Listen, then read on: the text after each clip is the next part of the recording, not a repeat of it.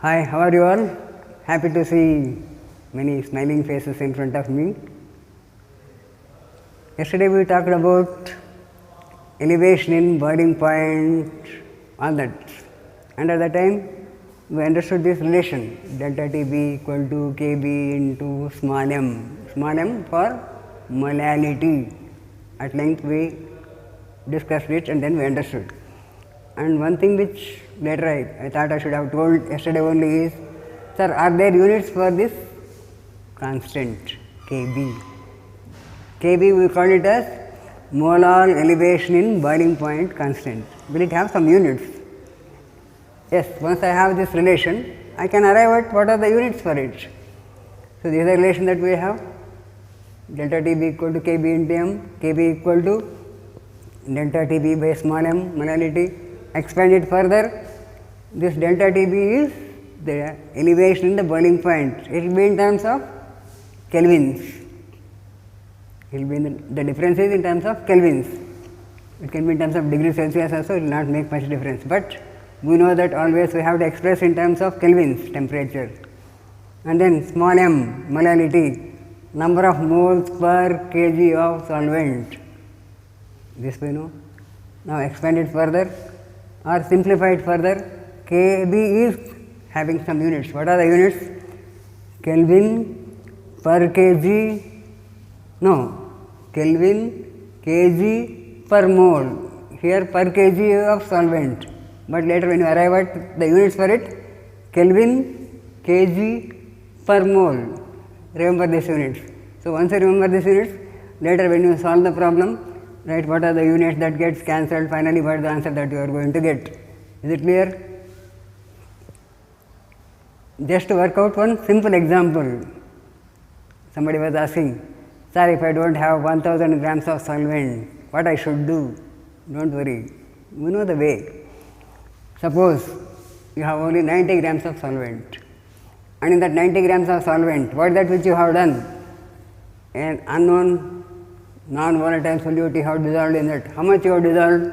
1.80 grams you have dissolved in that. Clear? Now, later to find out molality, right, it is per 1000 grams of solvent, all that. So, what that which you can do? Note down, understand this. In 90 grams it was dissolved. In 1000 grams, how much it could be? So, in 1000 grams, it will be 1.80 by 90 into 1000. You will come to know how many grams of that non-volatile solute you should have dissolved in 1000 grams. You have got that value. Concentration remains same.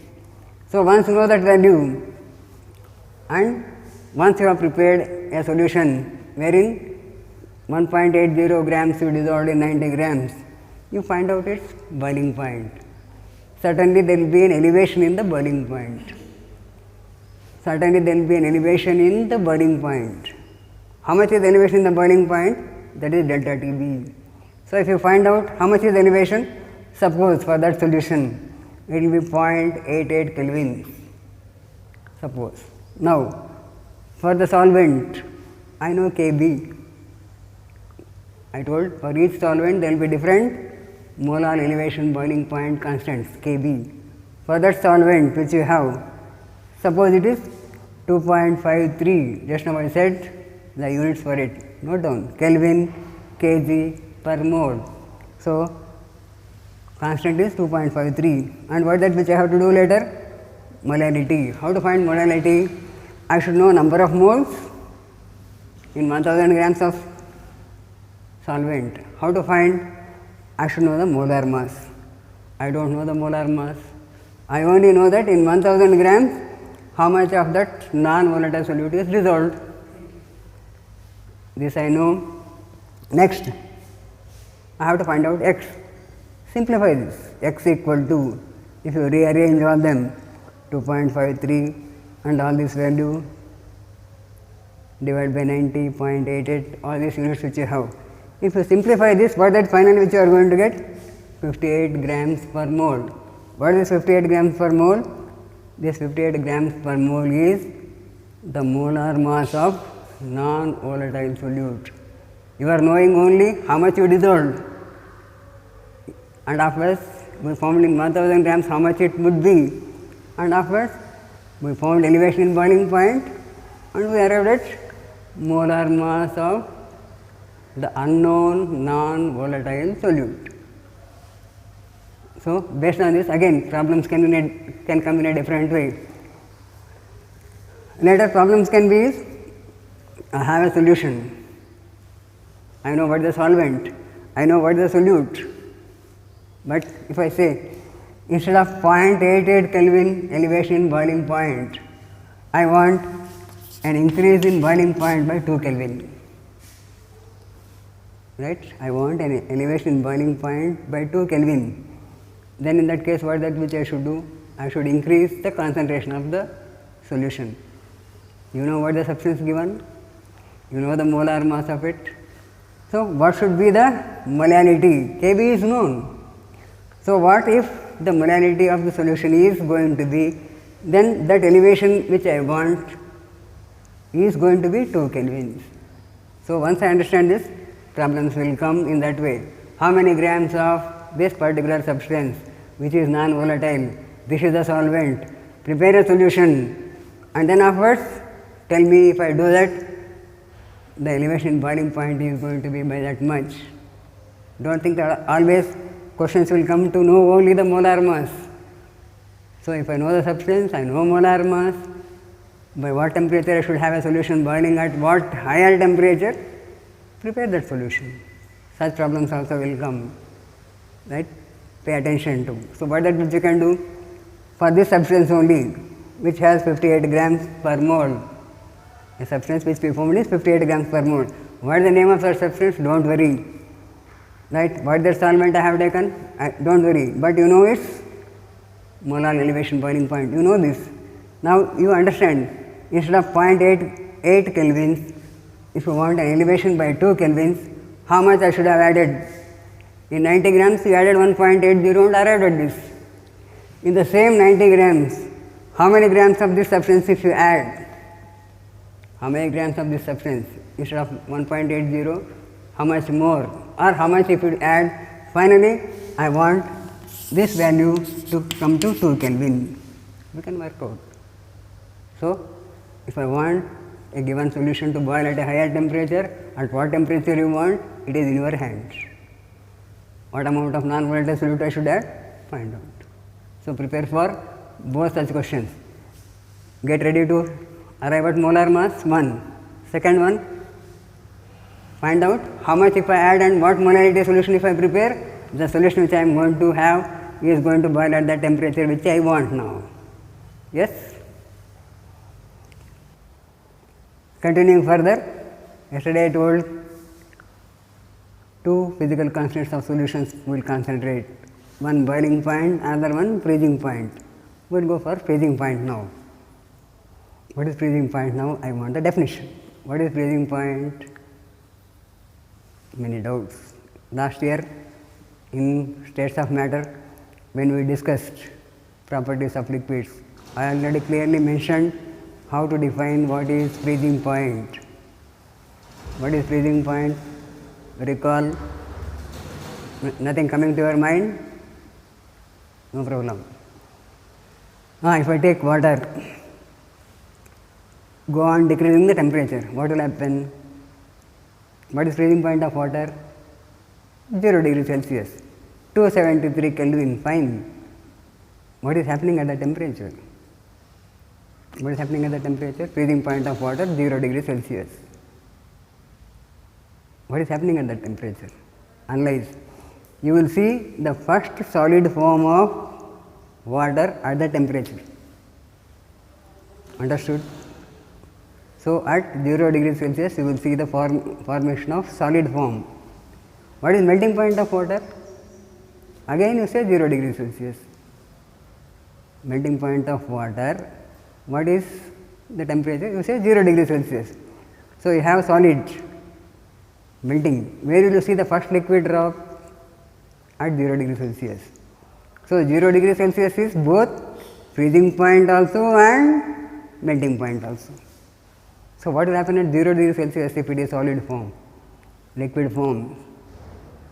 If it is freezing point, from liquid you will see the first solid formation.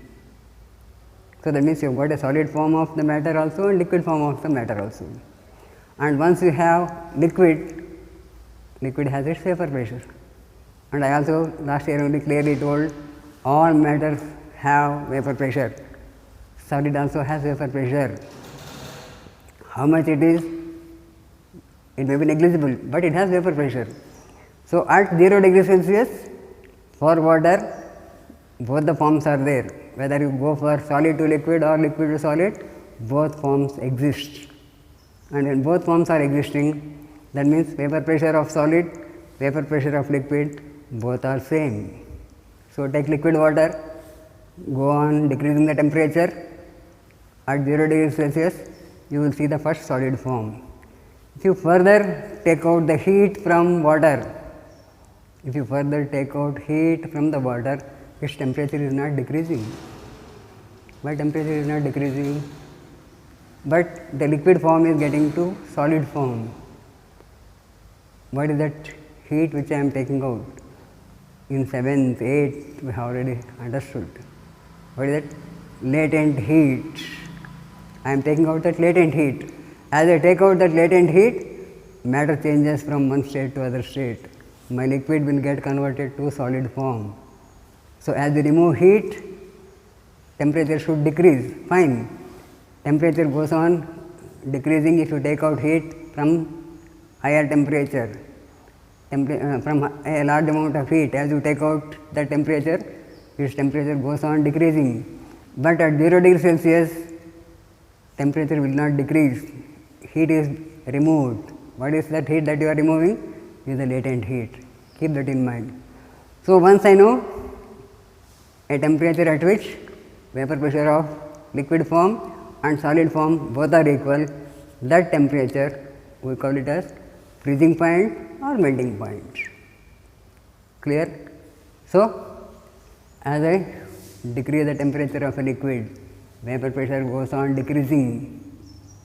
At one particular temperature, I see the first solid form, right? That I call it as the freezing point. So for solutions that I have,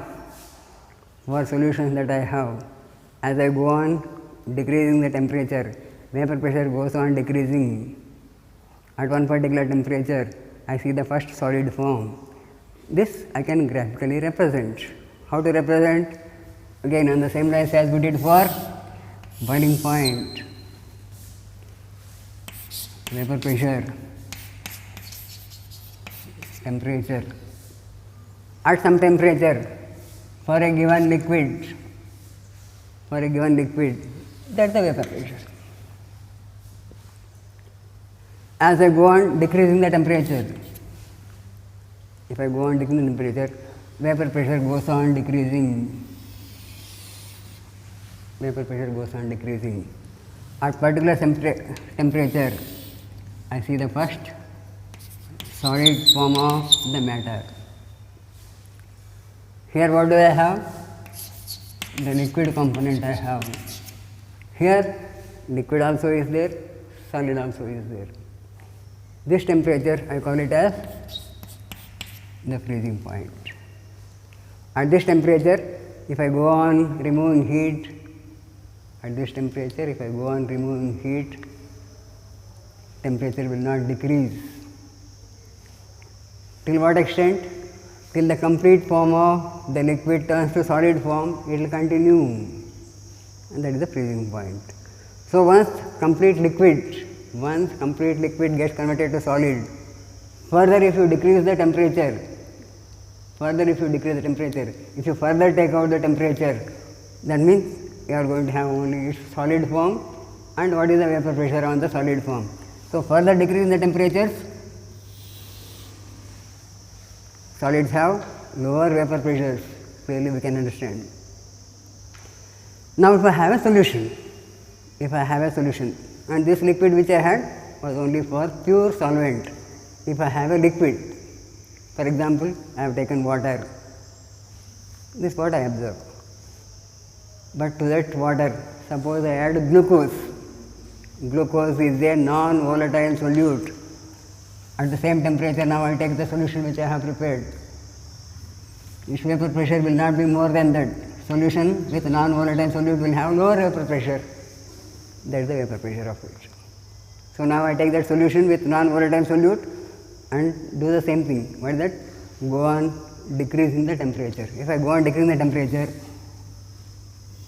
vapor pressure goes on decreasing. Vapor pressure goes on decreasing. And for this solution also, it has to get converted to solid. If it is to get converted to solid, what is that which is getting converted into solid? Your glucose is distributed all over. If I am seeing any solid form, it is that water that is getting converted to solid. And what is the vapor pressure of the water in the given mixture? It is lower than that. So what should happen? If the vapor pressure on the solution which is there, if it is to become equal to that of its solid form. So on the solid form and on the liquid form, if the vapor pressures are to become equal, it will not happen at this temperature. It will happen at a temperature lower than that. So that means continue. So if you have a solution, you will see the first solid form where not at that temperature. You will see at a temperature lesser than that. Right? You will see the freezing taking place or the first solid form from a solution not at the freezing point of water, at a temperature lesser than that, you see. And that is the right.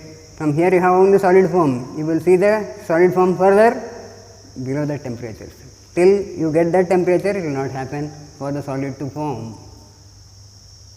Clear? So this is freezing point of solution. That is freezing point of solvent. So the solution that you have has freezing points depending on the amount of non-volatile solute present in that. It is not always that for that solution always at that temperature that is going to be the vapor pressure of it. No. If it is still more concentrated, it will be further less. If it is less concentrated, it will be slightly more. That will decide from what pressure you are coming down and where it is going to meet this line that you have, at what temperature it is going to freeze, freezing point. So now if you have a solution, what has happened to the freezing point when compared to its solvent? When compared to its solvent, freezing point has decreased. So that means there is a lowering in freezing point.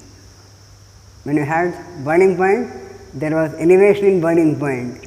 Now there is depression in freezing point. Depression in freezing point, once I know. On the same lines as we made use of elevation in boiling point, this measurement also will help me to arrive at the molar mass. So this is depression in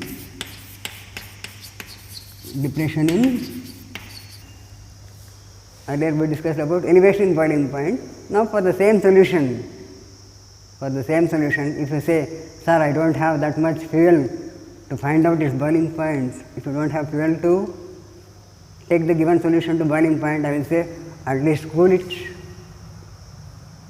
You may have no energy to heat and boil. Now I say if you don't have that, at least you have this, cool it, take it to freezing, find out at what temperature freezing is taking place, find out how much is the difference, that is depression in freezing point. How to represent this? Simple, on the same line. There we said delta TB, now I say delta TF. Delta TF equal to, again, delta TF is proportional to molality. Now again I have to introduce a constant, I am not repeating all those steps. So delta TF equal to Kf into m. Now what is Kf? There it was elevation in boiling point, now here it is depression in freezing point. Who will give this Kf value?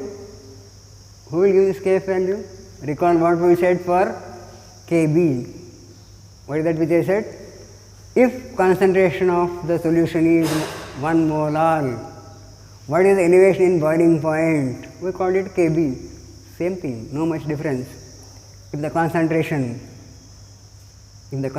of a given solution which you have for a given solvent is 1 molar, what is the depression in freezing point that you have observed? That is Kf for that solvent. So, once you know this value, again molarity, how to find?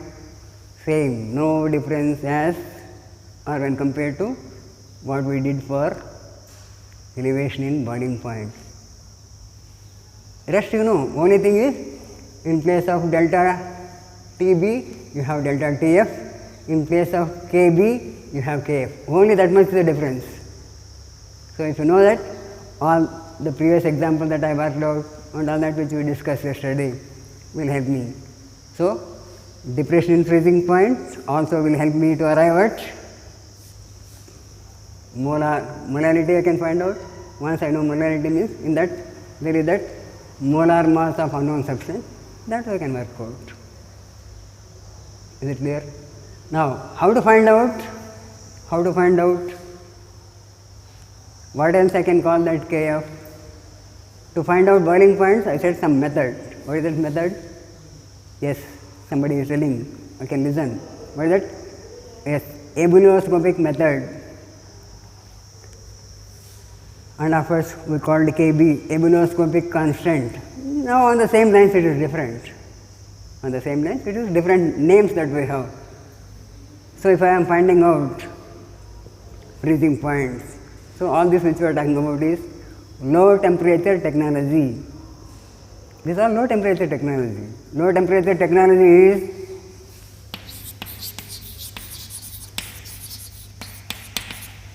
cryoscopic methods.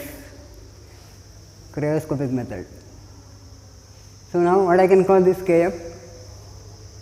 There we call it as ebullioscopic constant. This I call it as cryoscopic constant. So, my 1 molar depression in freezing point which we have represented as Kf, I will call it as cryoscopic constant. So, once I know by cryoscopic methods we can find out depression in freezing points, and that Kf I call it as cryoscopic constant. We can find out cryogenics, all that. In the rocket technology we make use of cryogenics, and if I remember correctly, right, for our nation, our missile man, our president Dr. APJ Abdul Kalam, he is the one, right, who helped us to find out, right, how to understand this cryogenics indigenously, right. When we wanted to talk of rocket technology and that, some other nations will not give that, they did not give this understanding to us what is cryogenic method, all this. So, Abdul Kalam sir, right, he took initiative, made all of us understand, right, this is the method in which you can think of all your fuels at very low temperatures and go ahead for rocket technology, right. So, at this point a big salute to Abdul Kalam sir, right. So, based on this, again problems like boiling point, with the help of that arrive at molar mass, cryoscopic constant, depression in freezing point, we can solve many problems, right. So, work out problems which are given in the book as usual, right. From my side 1 or 2 problems, that side mixing I will give, you will do it. Clear? Take care.